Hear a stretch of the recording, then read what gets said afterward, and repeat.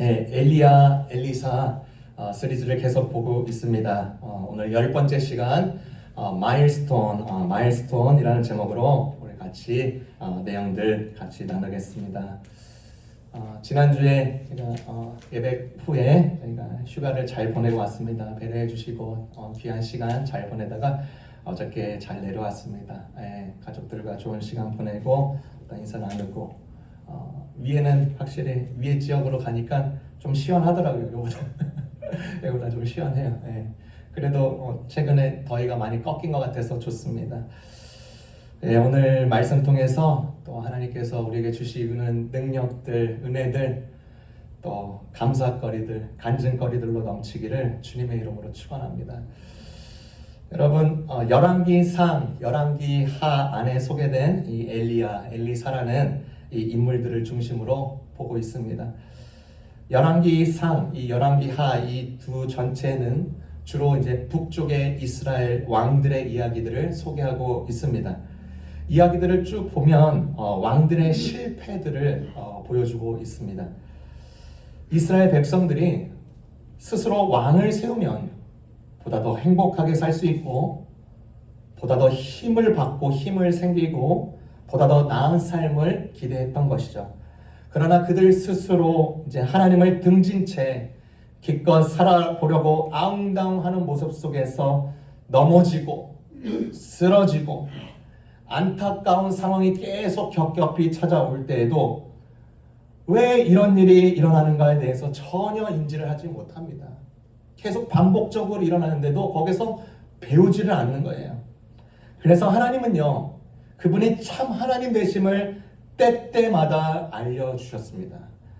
돌이키시려는 그 참된 아버지의 심정을 가지고 그렇게 다가오시는 것이죠. 그래서 열왕기상을 전체를 보면은 주로 엘리야 선지자를 통해서 드러난 역사가 일어나고, 열왕기하를 보면요 주로 이제 엘리야의 제자인 엘리사를 통해서 이제 하나님이 하나님 되심을 드러내고 있는 것입니다. 지난 시간 계속 이어서 엘리사의 이야기를 통해서 총 7가지의 이적이 소개되고 있는데, 오늘은 두 번째 이적을 소개하고 있습니다. 엘리사가 만났던 이 수넴 여인, 이 수넴 여인을 통해서 하나님이 어떻게 영광을 받으시는가, 또 이 수넴 여인은 그의 인생에 있어서 어떤 마일스톤이라는 것은 내 인생에 있어서 아주 굵직굵직한 일들이죠.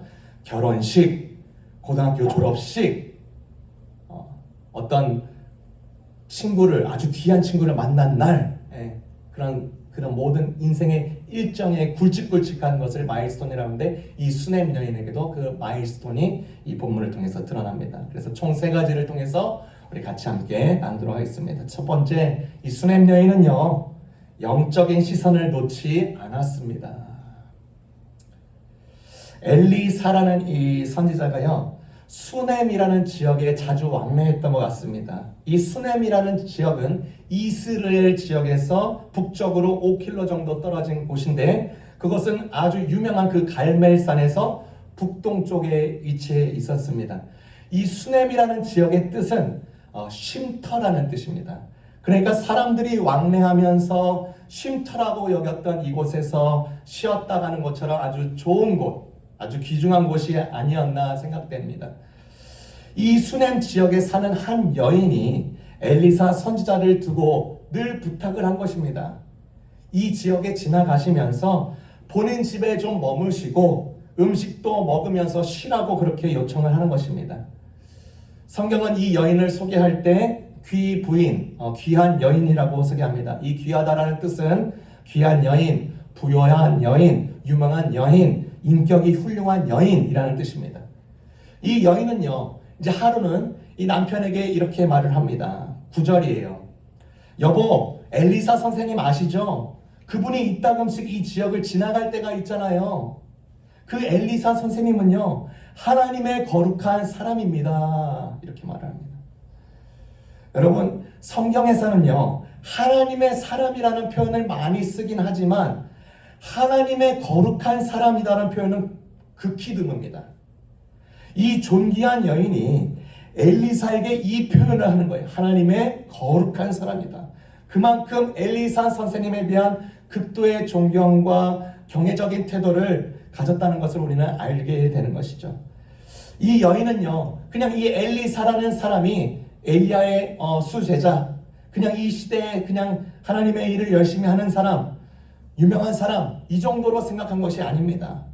칠흑같이 어둡고 영적으로 완전히 혼잡해져 있고 혼탁한 이 세상 속에서 하나님의 메시지를 제대로 대변하면서 아비의 심정으로 이스라엘 백성들을 돌아오게 하시는 그 귀한 통로라는 것을 알아본 것입니다.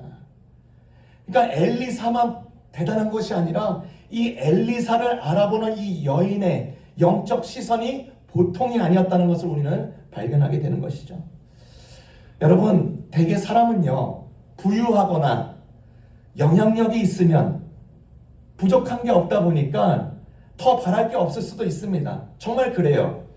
자기의 명성, 자기의 능력, 자기의 부, 자기의 모든 영향력, 이것으로 계속 가득 차 있다면요, 절대자, 즉 하나님에 대한 관심이 크게 갖기란 정말 어렵습니다. 정말 그래요. 그래서 예수님도요, 그 긴 설교 중에 팔복을 설명하면서 진짜 복이 무엇인가라고 하면서 마음이 가난한 자를 복되다라고 말씀하셨습니다. 그것이 정말 복이라는 것을 알려주셨습니다. 이 수넴 여인은요, 정말로 가진 것도 많았고 명성도 뛰어났고 인격적으로 훌륭한 자였습니다. 더구나 마음까지 가난한 자였습니다. 참된 복이 무엇인지 이 여인은 이제 바로 보았던 것이죠. 우리가 잘 아는 그 아프리카 사막에 부시맨이 있습니다. 부시맨. 이 부시맨의 이제 철학이 있는데, 사냥으로 해결할 수 있는 그 배고픔 그 자체를 리틀 헝거라고 불러요. 사냥으로 해결할 수 있는 것을 리틀 헝거. 그런데 사냥으로 채울 수 없는 배고픔을 그레이트 헝거라고 합니다. 그러니까 우리 인간에게도요, 빵을 통해서, 사냥을 통해서 채울 수 없는 배고픔을 우리는 다 가지고 있는 것입니다. 이 여인은요, 리틀 헝거에만 집중하는 여인이 아니라 이 그레이트 헝거를 알았고 그것을 어떻게 채우기 위해서 엘리사를 바라보고 있는지 이 본문은 우리에게 알려주고 있는 것입니다. 수학자이자 철학자인 파스칼 듀아 아주 유명한 말을 했죠. 인간 안에는 하나님만 채울 수 있는 구멍이 있다라고 했습니다. 이것을 보는 자가요, 무엇을 어떻게 해야 되는지, 그것을 어떻게 채워가는지 알게 되는 것입니다. 거기서부터 시작인 것이에요. 대제는요, 아무리 지식을 주고 가르쳐줘도요, 진주를 못 알아보는 것입니다. 원주민들은요, 돌 속에 있는 다이아몬드를 못 알아보는 거예요. 누가 알아봅니까? 그 가치를, 진정한 가치를 알아보는 자가 그것을 알게 되는 것입니다. 여러분, 우리 인간은요, 육체의 시력은 날이 갈수록 계속 쇠하여지고 낡아지는 것입니다. 그게 정상입니다. 그런데 이 영적인 시력은요, 나이와 상관이 없어요. 내 몸의 컨디션과 무관합니다. 이 여인은요, 영적인 시선, 이 눈에 대한 간절한 사모함이 있었습니다. 거기서부터요, 이제 그의 손과 마음이 움직이기 시작합니다. 그로부터 이 영적인 시선으로부터 이제 호의와 환대가 이제 일어나기 시작하는 것입니다. 어떻게요? 9절 하반절부터 10절입니다. 9절 하반절부터 10절 제가 읽을게요. 이 사람은 하나님의 거룩한 사람인 줄을 내가 아노니 청하건대 우리가 그를 위하여 작은 방을 담 위에 만들고 침상과 책상과 의자와 촛대를 두사이사 그가 우리에게 이르면 거기에 머물리이다 하였더라. 두 번째 내용은요, 움직이는 교회로서 여러분과 나누고 싶습니다. 이 여인이 남편에게 그렇게 요청을 하는 거였어요. 이제 엘리사 선생님이 여기 이따금씩 왕래하는데 지날 때마다 더 잘 쉴 수 있도록 게스트하우스를 지읍시다 제안하는 것이에요. 그냥 옥상에다가 간이 천막 막대기 꽂아놓고 천막 해가지고 엘리사 선생님 오시면 좀 이렇게 세팅해놓고 없으면 또 철광 이런 게 아닙니다. 엘리사 선생님을 위해서 세심하게 배려하면서 하나님의 일에 대해서 마음문을 활짝 열어놓는 이 여인의 심정을 우리가 보게 되는 것이죠. 자신의 방, 부유하니까 공간도 넓겠다. 자신의 방을 월세로 돌리면은 더 이익을 얻을 수 있잖아요. 그러나 그렇게 하지 않고 자기의 사비를 털어서 엘리사 선생님을 위해서 관대한 표현을 하고자 하는 것입니다. 그 청을 남편이 수락을 했습니다. 굉장한 호의고 환대인 것입니다. 영적인 시선으로 엘리사 선생님의 사역과 하나님에 대한 일에 대한 인식으로부터 시작해서 이제 구체적으로 그의 손과 발이 움직여서 환대의 그 영역까지 확장되고 있는 것을 우리가 보게 되는 것입니다. 어떤 사람들이 이렇게 말하기도 합니다. 아예 나도 그런 정도 재산 있으면 그렇게 관대할 수 있어. 여러분 이것을 한번 생각해 보세요. 미국의 많은 사람들이요, 적어도 2주에 한 번씩은 복권을 삽니다. 많은 사람들이 복권을 사는 이유 중에 하나가 당첨이 되면 그 돈으로 무엇을 좋은 일을 하겠다는 것이에요. 포부가 괜찮죠? 그렇죠? 네, 통계가 나왔어요. 복권 당첨되면 제일 먼저 바꾸는 것이 여러 가지 있는데 제일 먼저 무엇을 바꾸더라? 배우자를 바꾸더라. 우스겠지만 통계적으로 나왔어요. 어찌됐든 이들이 당첨이 되면은 고아원에 기부하고 교회에 헌금하고 학교에 베풀고 노숙자를 돕고 이렇게 이제 포부를 갖습니다. 형편만 되면 그들이 얼마나 관대해질 수 있는지에 대해서 온갖 종류의 상상을 하면서 그렇게 복권을 이렇게 사는 것이죠. 그런데 그들이 가진 그 의도가 정말로 진실할까 아닌가 구별할 수 있는 간단한 테스트가 있습니다. 무엇이냐? 이것입니다. 당신은 지금 얼마나 관대하며 살고 있습니까? 이 질문을 딱 내밀면 알 수 있는 것입니다. 큰 복권에 당첨된 후에 자선행위하는 것에 대해서는요, 그렇게 상상하는 것에 대해서는 쉽습니다. 그러나 문제는 사람이 지금 현재 적지만 그래도 가지고 있는 그 재물이나 재정으로 지금 무엇을 하고 있는지 판단해 보면 너무나 쉽다는 것입니다. 만일 지금 그 현재 관대함과 거리가 멀다면 앞으로 돈이 많이 생긴던 간에 마음이 바뀌기가 힘들겠더라. 오히려 더 나빠지면 나빠졌지 힘들겠더라. 그것입니다. 이 여인은요, 영적인 시선을 잃지 않았고 또한 관대한 마음이 있었습니다. 여러분, 누군가를 위해서 방을 내어준다. 그리고 그 방은 우리가 좀 썼다가 오시니까 다시 이렇게 청소해서 그런 게 아니라 그 사람을 위해서 방을 내어준다. 이거 쉽지 않은 것입니다. 정말로요. 제가 한국에 그 이천에 이제 살 때요. 어렸을 때 이제 중학교 이제 졸업했을 때 저희가 이제 사택에서 살고 있는데 저희 사택은 아주 아담한 집이었습니다. 방 2칸에 위층은 이제 작은 방이 있었는데 그것은 이제 다락방 같은 곳이었는데 저희 아버지 서재였습니다. 대충 지금 계산해 보면 대충 총 한 20평 정도에서 25평 되는 집이었습니다. 근데 하루는요, 이제 저희 교회에서 이제 영어 예배가 생긴다는 소식을 들었습니다. 이제 제가 이제 막 중학교를 졸업했는데 영어 예배가 생긴다는 거니까 너무 신기한 거예요. 그때 당시만 해도요, 이천에 외국인을 보기는 너무나 힘들었습니다. 지금이야말로 외국인들 너무나 많죠. 외국인들 보이지가 않았어요. 근데 외국인이 오신다는 거예요. 그 영어 예배의 사역자가 선교사님이 오신다는 것입니다. 필리핀 사람이었습니다. 제가 이제 물어봤어요. 그래서 살 곳이 있냐고 물어보니까 저희 집에서 지낸다는 거예요. 가뜩이나 집도 좁은데 어떻게 이렇게 지내게 할 수 있느냐고 따질 마음도 없어요. 왜냐하면 우리 그때 당시에 부모님이 이렇게 하겠다 하면 네 하세요. 이런 우리 집안 배경 분위기예요. 네, 알겠습니다. 주말에만 오시니까 주일 예배 마치시고 서울로 가신다는 것이죠. 사정상 이제 부모님도 이제 희생하며 환대하는 마음으로 그 선교사님을 들이신 것입니다. 아직도 기억나요. 게르트루트 선교사님. 여성인데 몸도 왜소하고. 지금 생각하면요, 그분도 참 작은 저희 집에서 같이 지내는 것도 참 힘드셨을 텐데 그래도 감사히 서로가 잘 지냈던 것 같습니다. 그런 과정 속에서 제가 이제 영어 예배도 참석하면서 선교사님도 도와드리고 빠르게 영어 예배에 적응할 수 있었던 것 같아요. 미리 하나님께서 그렇게 훈련받도록 해주신 것 같아요. 이렇게 이 점에 감동을 받았는지 저희 교회 그 당시에 장로님 중에 병원을 운영하는 의사 선생님이 있었습니다. 이 선생님이 이제 병원 개업을 위해서 건축을 준비하고 있는데 아예 그 병원 빌딩 마지막 층은 게스트하우스를 만들어 놓으셨어요. 선교사님들, 목회자들 언제든 쉬었다가 가실 수 있도록 배려하시는 것입니다. 이스라엘 나중에 제이슨 선교사님도 오셔서 그곳에서 머물고 아주 행복하게 잘 지내셨습니다.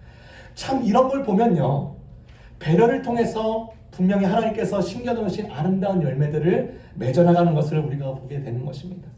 그 장로님 자제분들도요, 나중에 목회자, 선교사들이 되었어요. 지금 정말로 아름답게 목회를 잘하고 계십니다. 본문에서 이 여인은요, 이제 게스트하우스를 만들었습니다. 그냥 대충 만든 게 아니라 그랬죠.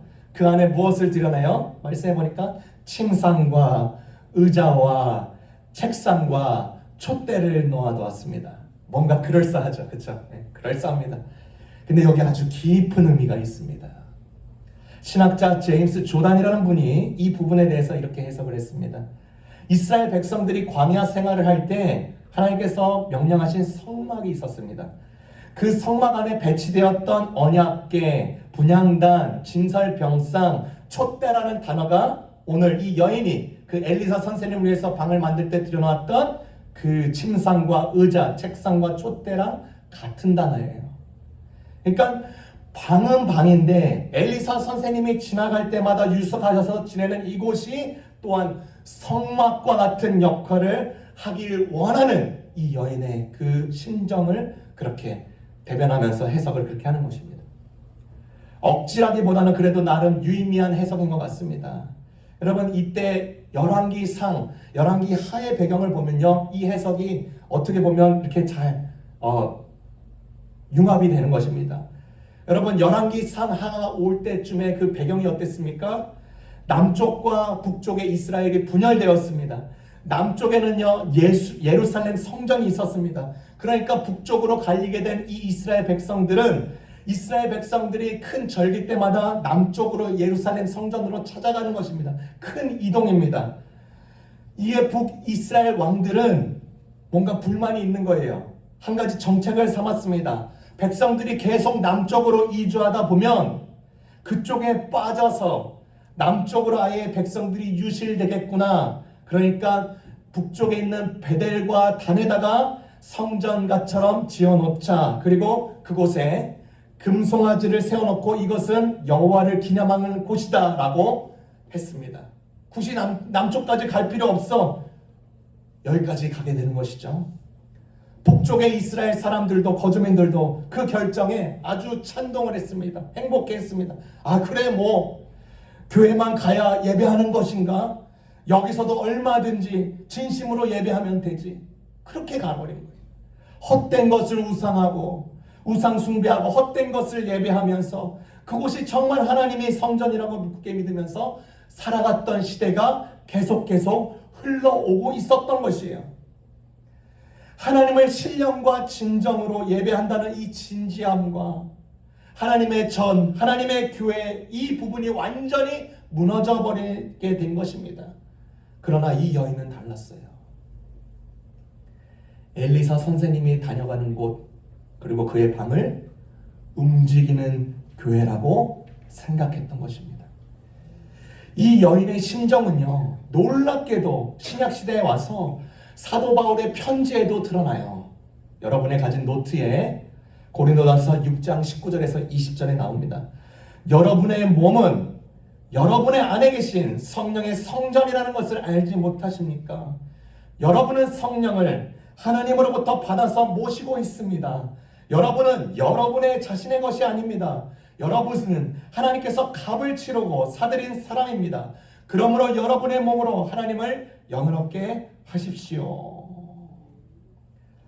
예배가 무너지고 하나님에 대한 기대가 무너져 있고 자신의 인생의 주인은 다름 아닌 나라고 살아가는 백성들 가운데 하나님을 기억하고 하나님의 임재를 사모하고 하나님의 여전히 살아계심을 굳게 믿는 이 여인의 믿음의 행동은 오늘날 우리에게 좋은 기감이 되고 또 우리의 믿음을 고취하는데 우리에게 다시 한번 도전이 되고 있는 것입니다. 우리 모두는 하나님의 움직이는 교회이다. 하나님의 성전으로 성령으로 성전을 삼아 주셨다. 마지막입니다. 죽음과 생명을 다스리는 주입니다. 엘리사 선생님이 이제 수넴 지역을 거쳐갈 때마다 이제 규칙적으로 이 여인이 준비한 이 방에 이제 방문하고 왔습니다.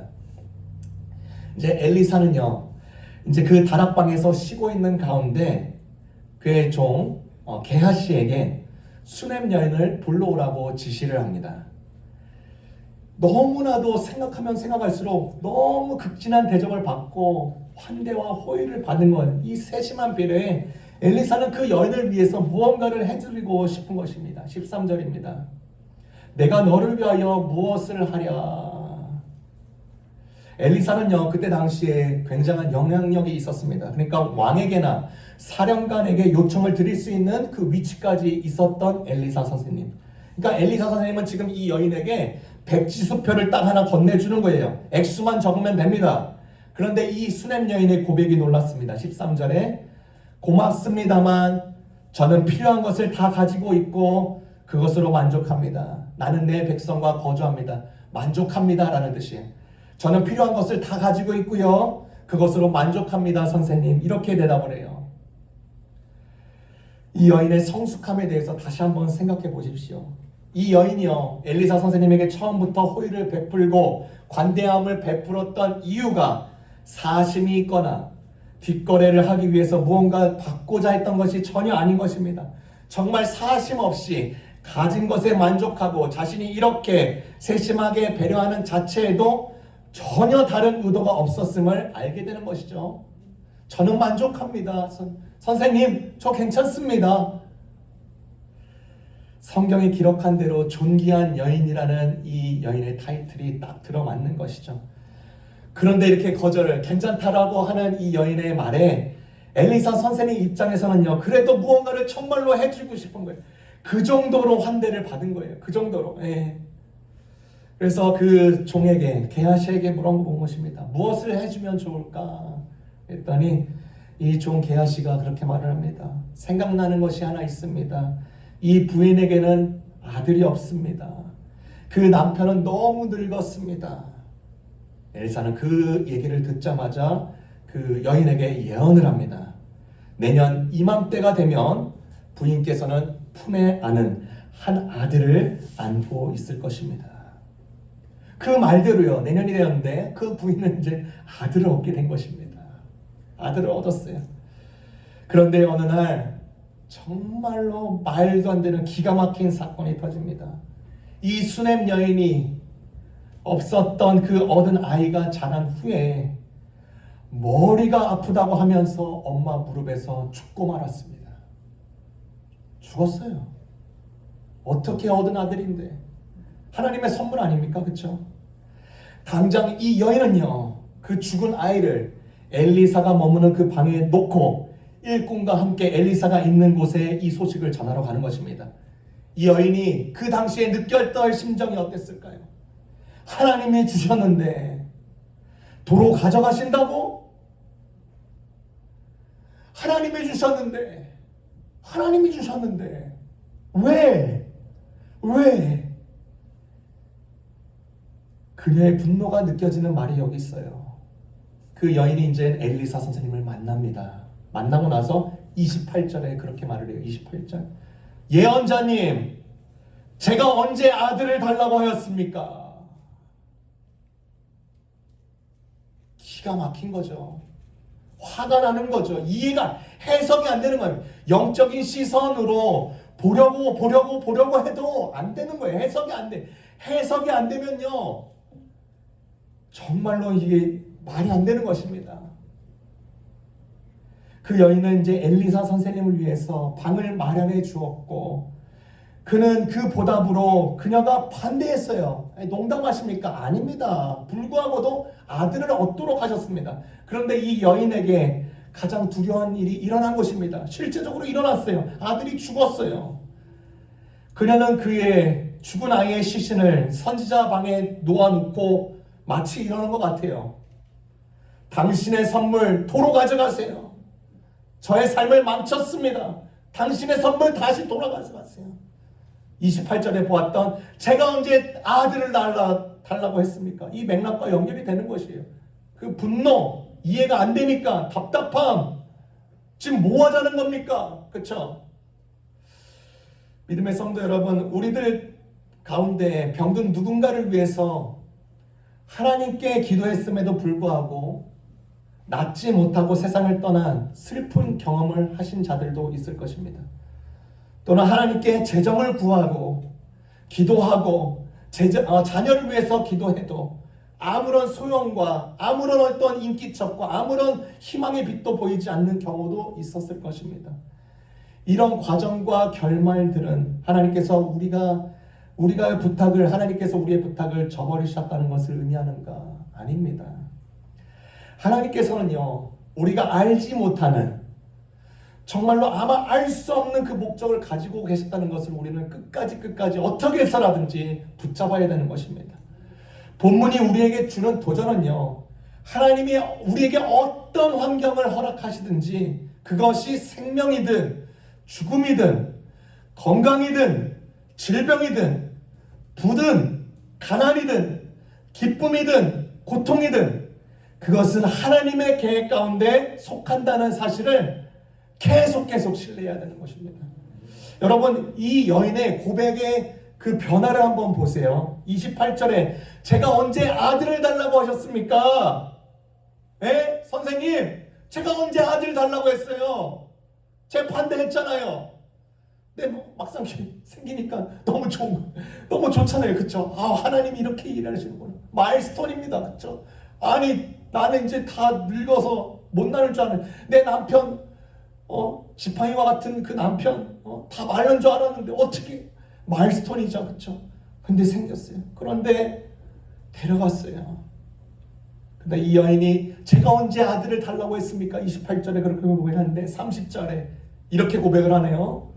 저는 어떤 일이 있어도 예언자님을 떠나지 않겠습니다. 이 여인은요, 자신에게 없었던 아들, 즉 무로부터 유로의 생명도 출생하게 하는 하나님의 능력이라면, 그렇죠? 죽은 아들을 살리는 문제는 하나님께는 어렵지 않겠다라는 믿음이 갖고 있었어요. 엘리사는요, 그 소식을 듣고 이제 그녀의 집에 갑니다. 그리고 죽은 아이가 있는 그 시신에 있는 곳에 들어가 문을 닫습니다. 엘리사에 나오는 문을 닫다라는 표현을 잘 주목해야 된다 그랬죠. 왜냐하면 하나님의 역사에 집중하기 위한 골방의 사역이기 때문에 그렇습니다. 이 문을 닫고 엘리사가 행한 행위는 두 가지였습니다. 첫 번째 기도, 두 번째 스킨십이었습니다.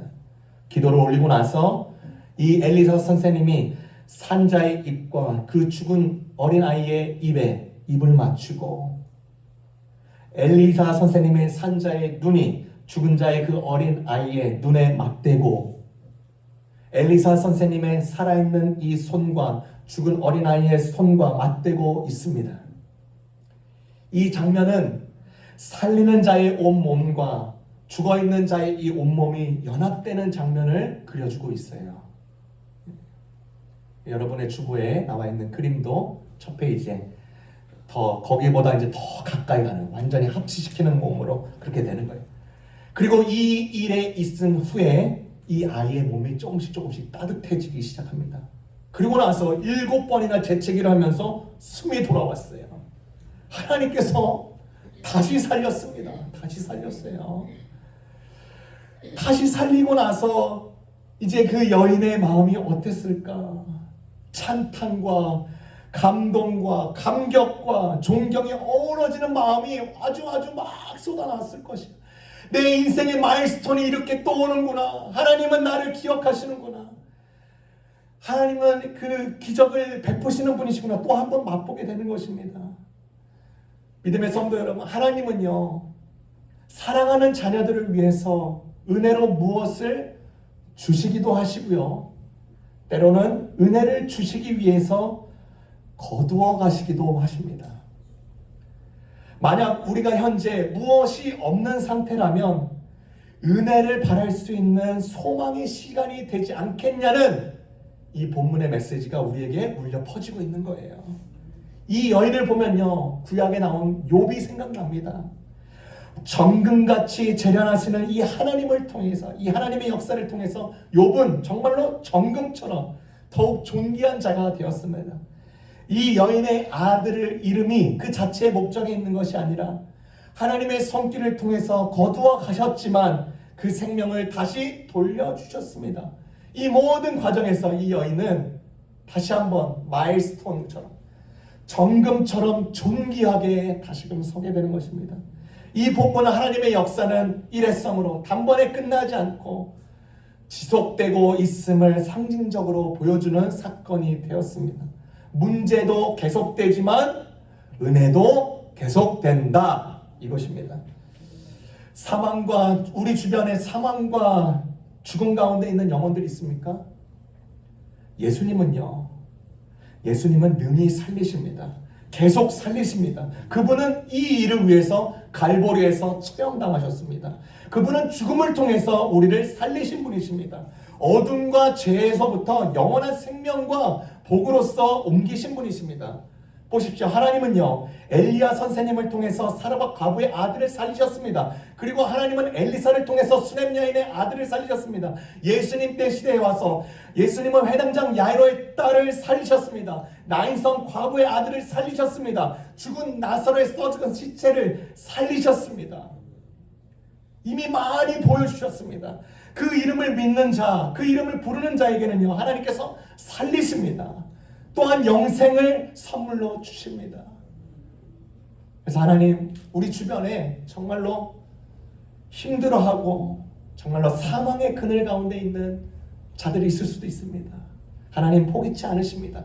하나님은 이 일을 계속 하십니다. 그들의 마음을 열어, 그들의 눈을 열어서 이 여인처럼 영적인 시선이 회복되고 마음이 열리고 하나님을 가까이 하는 게 복이고 내 마음이 가난해지는 게 복이고 마침내 하나님의 능히 이들을 살리셨다면 우리는 같은 하나님을 믿기에 하나님 같은 하나님을 믿습니다. 같은 역사 주십시오. 같은 은혜 내려 주옵소서. 같은 부흥의 역사 주옵소서.